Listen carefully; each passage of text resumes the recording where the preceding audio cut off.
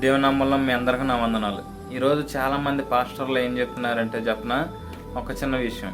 వీళ్ళు ఏమని మధ్యలో వాక్యం మధ్యలో ఇదిగో మా ఎల్లమ్మ అత్త ఏడుంది, మా పుల్లమ్మ అత్త ఏడా ఉంది, అరే ప్రెసిడెంట్ గారు కూడా ఏడే ఉన్నారని చెప్పేసి ఇలాంటి పదాలు వాడుతున్నారు సేవకులు. అయ్యి ఏంది వాక్యానికి చాలామంది బయట సమయం లేక హల్లెలూయా ఆమేన్ అంటానికి కూడా సమయం లేక వాక్యాన్ని కూర్చున్న వ్యక్తులకి ఎలా అర్థవంతంగా చెప్పాలని నానా తిప్పలు పడుతుంటే చాలామంది ఈరోజు సేవకులు ఎల్లమ్మ అత్త ఏడా ఉంది, పుల్లమ్మ అత్త ఏడా ఉంది, ప్రెసిడెంట్ ఏడా ఉన్నాడు, ఆడేడా ఉన్నాడు అని చెప్పేసి అడ్డమైన వాళ్ళందరినీ వాక్యంలో లాక్కొస్తున్నారంటే వీళ్ళకి సరైన భారం లేదు కనుకే.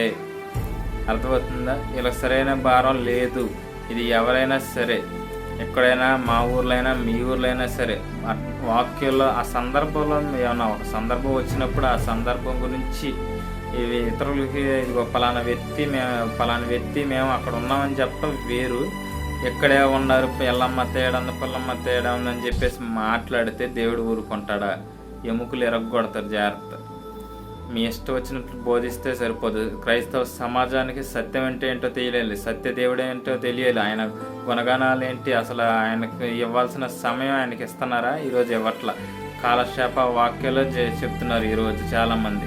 అటువంటి వారు జాగ్రత్తగా ఉండండి. ఇది దేవుని వాక్యం, జీవం కలిగిన దేవుడి వాక్యం. ఇది చూస్తూ ఆయన ఊరుకోడు. ఈరోజు అది తెలియకపోవచ్చు, కొన్ని రోజులకి అది తెలియకపోవచ్చు, ఇంకా కొన్ని రోజులకి అది తెలియకపోవచ్చు. ఏదో ఒక రోజున మీ ఎముకలు ఇరిగిపోదు. జాగ్రత్త.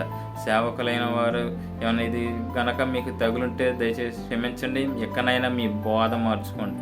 God bless you.